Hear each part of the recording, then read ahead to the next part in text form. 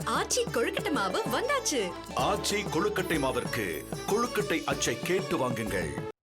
Donald Trump அறிவித்திருக்கும் 25% வரி இந்தியாவின் electronic செக்டாருக்கும் பொருந்தினால் பாதிப்பு என்னவாக இருக்கும் என்பது குறித்து விவரிக்கிறது இந்த தொகுப்பு.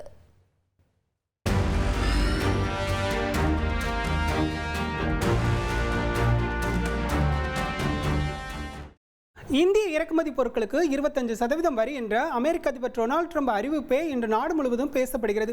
இது இந்தியாவின் ஏற்றுமதியில் என்ன விதமான பாதிப்பை ஏற்படுத்தும் என்ற கவலையும் அதிகரித்திருக்கிறது. அதே வேளையில் இந்தியாவின் முக்கியமான ஏற்றுமதி துறையாக இருக்கும் எலக்ட்ரானிக் செக்டாரில் இது இப்போதைக்கு பாதிப்பை ஏற்படுத்தாது என்ற பேச்சே நிலவுகிறது. அதாவது 25% வரி எலக்ட்ரானிக் செக்டாருக்கு பொருந்தாது. இதுவரையில் என்ன வரி இருக்கிறதோ, அதாவது பூஜ்ஜிய வரியிலேயே நாம் எலக்ட்ரானிக் பொருட்களை அமெரிக்காவுக்கு ஏற்றுமதி செய்து கொள்ளலாம். உலக அளவில் எலக்ட்ரானிக் செக்டாரை பொறுத்தவரையில் சீனாவை ஆதிக்கம் செலுத்தி வருகிறது. சீனாவின் இந்த ஆதிக்கத்தை தாண்டி இந்தியா தன்னை வளர்த்து கொண்டும் வருகிறது. அதாவது இறக்குமதி தேசமாக இருந்த இந்தியா இன்று செல்போன்களை ஏற்றுமதி செய்யும் தேசமாக உருவெடுத்திருக்கிறது. இதில் கணிசமாக அமெரிக்காவுக்கு அதிகமாக ஸ்மார்ட் போன்களை ஏற்றுமதி செய்யும் தேசமாக இன்று இந்தியா உருவெடுத்திருக்கிறது. சீனாவை பின்னுக்கு தள்ளி இந்தியா இந்த இடத்தை பிடித்திருக்கிறது. அதாவது அமெரிக்காவுக்கு இந்தியா ஏற்றுமதி செய்யும் ஸ்மார்ட் போன்களின் அளவு 240% உயர்ந்திருக்கிறது என்று புள்ளி விவரங்கள் காட்டுகின்றன. கடந்த ஏப்ரல் டு ஜூன் மாதங்களில் அமெரிக்கா இந்தியாவில் இருந்து இறக்குமதி செய்த ஸ்மார்ட் போன் அளவு என்று பார்த்தால் 44%. இதுவே கடந்த ஆண்டோடு ஒப்பிட்டு பார்த்தால் 240% அதிகரித்திருக்கிறது. கடந்த ஆண்டு ஏப்ரல் டு ஜூன் மாதங்களில் இந்தியாவில் இருந்து அமெரிக்கா வாங்கிய ஸ்மார்ட் போன்களின் அளவு 13% இருந்தது. இதுவே சீனாவில் இருந்து அமெரிக்கா இறக்குமதி செய்யும் ஸ்மார்ட் போன்களின் எண்ணிக்கை 61% இருந்து 25% சரிந்திருக்கிறது. இப்படி இந்தியாவில் இருந்து அமெரிக்காவுக்கு ஸ்மார்ட் போன் ஏற்றுமதி அதிகரிப்பதற்கு காரணம் அமெரிக்க அதிபர் டொனால்ட் ட்ரம்ப் தொடங்கிய வர்த்தக போரை. அதாவது சீனாவுக்கு அதிகமான வரியை அவர் விதிக்க செல்போன் தயாரிப்பு நிறுவனங்கள் இந்தியாவில் தயாரிப்பை தீவிரப்படுத்திவிட்டன. அப்படி தயாரிக்கப்பட்ட செல்போன்கள் தான் இன்று அமெரிக்காவுக்கு ஏற்றுமதி செய்யப்படுகிறது. அமெரிக்க ஏற்றுமதிக்கான ஐபோன்கள் அனைத்தையும் இந்தியாவிலேயே தயாரிக்க ஆர்வம் காட்டுகிறது ஆப்பிள் நிறுவனம். இதில் கணிசமாக நம்ம பார்த்தோன்னா கடந்த மார்ச் டு ஜூன் மாதங்களில் அதிகமான ஐபோன் இந்தியாவில் இருந்தே சென்றிருக்கிறது. அதாவது 28,000 கோடிக்கும் அதிகமான ரூபாய் மதிப்பில் இங்கிருந்து ஐபோன் அங்கு ஏற்றுமதி செய்யப்பட்டிருக்கிறது. இந்தியாவும் ஸ்மார்ட் போன் உற்பத்தியை அதிகரிக்க பல நடவடிக்கைகளை எடுத்திருக்கிறது. அதில் முக்கியமாக நம்ம பார்த்தோம்னா உற்பத்தி சார் ஊக்கத்தொகை திட்டம். இந்த திட்டத்தின்படி ஒரு நிறுவனம் இந்தியாவில் முதலீடு செய்து இங்கு உற்பத்தியை பெருக்கி வேலைவாய்ப்பை கொடுத்து வெளிநாட்டுக்கு ஏற்றுமதி செய்யும் போது அதற்கான ஊக்கத்தொகையும் கொடுக்கிறது. அதாவது விற்பனைக்கு ஏற்ற வகையில் ஊக்கத்தொகை என்று திட்டம் கொண்டு வந்திருக்கிறது. 14 செக்டாரில் இந்த திட்டம் செயல்படுத்தப்படுகிறது. இதனால் இந்தியாவின் செல்போன் உற்பத்தியும் அதிகரித்து வருகிறது. இந்தியாவில் ஸ்மார்ட் போன் உற்பத்தி நாளுக்கு நாள் அதிகரித்த வண்ணமே இருக்கிறது. கடந்த ஆண்டு 5.45 லட்சம் கோடி ரூபாய்க்கு மேல் இந்தியாவில் மொத்த தயாரிப்பு இருந்தது. இதுவே இந்தியாவின் ஏற்றுமதி, அதாவது செல்போன் ஏற்றுமதி 2 லட்சம் கோடி ரூபாய்க்கு மேல் இருந்தது. இதில் ஐபோன் ஏற்றுமதி மட்டுமே 1.5 லட்சம் கோடிக்கு மேல் இருந்தது. இன்று ஸ்மார்ட் போன் உற்பத்தியிலும் சரி ஏற்றுமதியிலும் சரி இந்தியா தொடர்ந்து வளர்ந்து கொண்டே இருக்கிறது. ஸ்மார்ட் போன் உற்பத்தியில் உலக அளவில் 2வது இடத்தை பிடித்திருக்கிறது இந்தியா.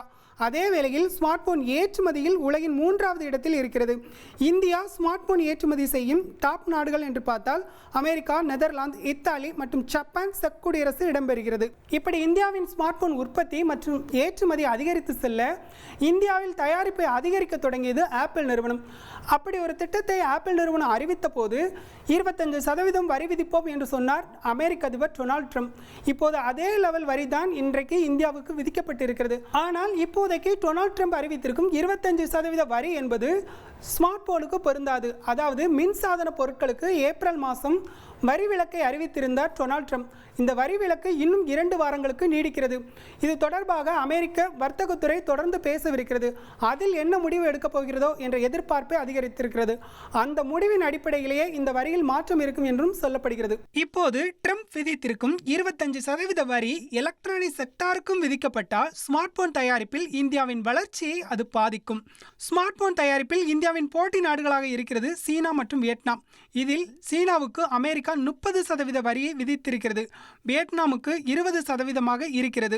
இந்த சூழலில் எலக்ட்ரானிக் செக்டாருக்கு 25% வரி அமலானால் நிறுவனங்கள் வரி குறைவாக இருக்கும் நாடுகளை நோக்கி செல்லலாம். இது இந்தியாவின் உற்பத்தியை பாதிக்கும் என்ற அச்சமே நிலவுகிறது. இந்திய ஏற்றுமதியில் எலக்ட்ரானிக் செக்டார் முக்கிய இடம் பிடிக்கிறது. கடந்த நிதியாண்டில் இந்தியாவின் எலக்ட்ரானிக் செக்டார் ஏற்றுமதி 3.2 லட்சம் கோடி ரூபாய்க்கும் அதிகமாக இருந்தது. இதில் அமெரிக்காவுக்கு ஏற்றுமதி மட்டும் 1.27 லட்சம் கோடி ரூபாய்க்கு மேல் இருந்தது. இந்தியாவின் மின்சாதன பொருட்கள் ஏற்றுமதியில் தமிழகத்தின் பங்கு 41% இருக்கிறது. அதனால் டொனால்ட் ட்ரம்ப் அறிவித்திருக்கும் இந்த வரி விதிப்பு தமிழகத்தில் பாதிப்பை ஏற்படுத்துமா என்ற கேள்வியும் எழுந்திருக்கிறது. தமிழகத்தில் பாக்ஸ்கான் நிறுவனம் தயாரிக்கும் ஐபோன்கள் பெருமளவு அமெரிக்காவுக்கு ஏற்றுமதி செய்யப்படுகிறது. இந்தியாவில் தயாரிக்கப்படும் ஐபோன்களில் 98% அமெரிக்காவுக்கு ஏற்றுமதி செய்யப்படுகிறது. இந்த சூழலில் டொனால்ட் ட்ரம்ப் அறிவித்திருக்கும் வரியை மிக கவனமாக கையாள வேண்டும் என்று கேட்கிறார் தமிழக அமைச்சர் டிஆர்பி ராஜா. இது ரொம்ப ஜாக்கிரதையாக ஹேண்டில் பண்ண வேண்டிய ஒரு விஷயம். நீங்கள் அதிபர் ட்ரம்ப்பை பற்றி அவங்களுக்கு எல்லாம் நல்லா தெரியும். இன்னைக்கு நேற்று 25% ஃப்ளாட்னு சொல்லியிருக்காரு. அப்புறமா இப்போ தெளிவுபடுத்தியிருக்காங்க, இல்லை எலக்ட்ரானிக்ஸில் இருக்காதுன்னு சொல்லியிருக்காங்க. ஸோ அது ஒரு பெரிய ரிலீஃப் நமக்கு. பட் இருந்தாலும் அவர் பிரயோகித்த அந்த வார்த்தைகள் அது சரியானதாக இல்லை. அது நிச்சயமாக இந்தியர்களாக நாம் ஒன்றுபட்டு நிற்க வேண்டிய ஒரு சூழல் இது. இந்த நேரத்தில் எனக்கு தெரிந்து ஒன்றிய அரசும் பாரத பிரதமரும் இந்தியாவின் நலனுக்காக, இந்தியாவின் பெருமையை காப்பாற்றுவதற்காக சரியான முடிவுகளை எடுப்பார்கள் என்று நம்புகிறேன். அமெரிக்க அதிபர் டொனால்ட் ட்ரம்பை பொறுத்தவரையில் ஸ்மார்ட் போன்களை அமெரிக்காவில் தயாரிக்க வேண்டும் என்ற கூற்றை முன்வைக்கிறார். அப்படி அமெரிக்காவில் இந்நிறுவனங்கள் ஸ்மார்ட் போன்களை தயாரித்தால் அதனுடைய விலை 3 மடங்கு உயரும். அதாவது 90,000 ரூபாய் மதிப்பு கொண்ட செல்போனின் விலை 2,70,000 ரூபாயாக உயரும் என்று கணிக்கப்படுகிறது. அமெரிக்க அதிபர் ட்ரம்ப் அறிவித்திருக்கும் 25% வரி விவகாரத்தை மிக கவனமாக கையாள விரும்புகிறது மத்திய அரசு. அதாவது பேச்சுவார்த்தையின் மூலமாகவே தீர்வு காண முயற்சிகளை மேற்கொள்கிறது. இதில் குறிப்பிடத்தக்க வகையில் இந்தியாவின் ஏற்றுமதியில் முக்கியமான இடம் பிடிக்கும் ஸ்மார்ட் போன் விவகாரத்திலும் இந்திய அரசு பேச்சுவார்த்தை மூலமாக தீர்வு காணும் என்றே எதிர்பார்க்கப்படுகிறது.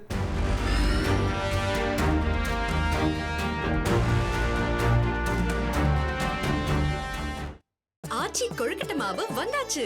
ஆச்சி கொழுக்கட்டை மாவிற்கு கொழுக்கட்டை அச்சை கேட்டு வாங்குங்கள்.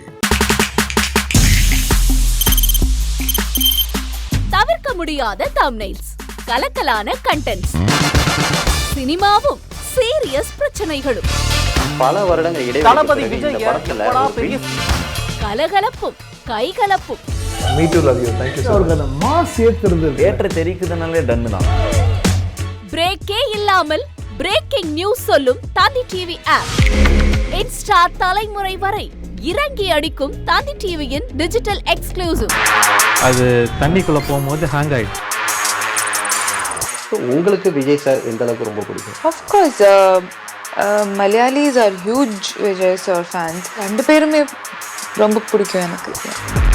தந்தி டிவி ஆப்பை இலவசமா டவுன்லோட் செய்யுங்க. ஃபாலோ பண்ணுங்க, சப்ஸ்கிரைப் பண்ணுங்க, என்ஜாய் பண்ணுங்க.